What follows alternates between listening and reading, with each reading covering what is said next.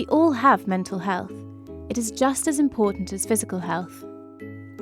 It is not only about mental illness or mental disorders. This is just one part of a bigger picture.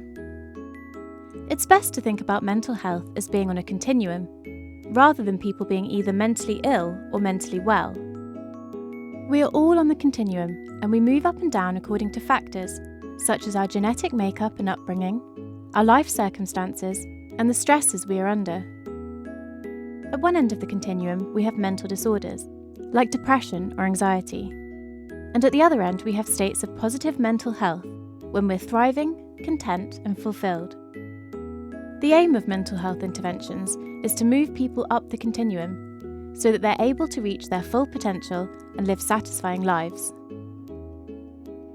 The World Health Organization describes mental health as a state of well-being in which every individual realizes his or her own potential, can cope with the normal stresses of life, can work productively and fruitfully, and is able to make a contribution to his or her community.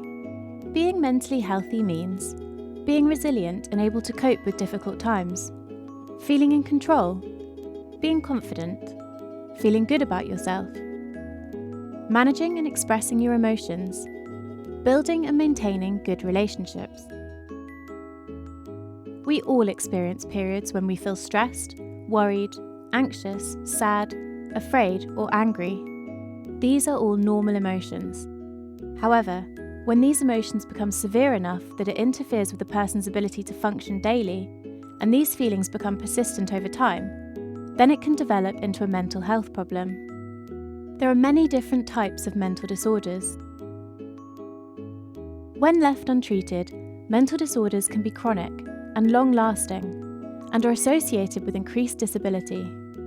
They significantly have an impact on daily functioning and frequently interfere with family, social, and work responsibilities.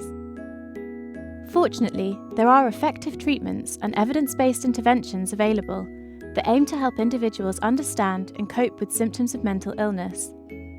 However, very few people with mental disorders access existing treatment services.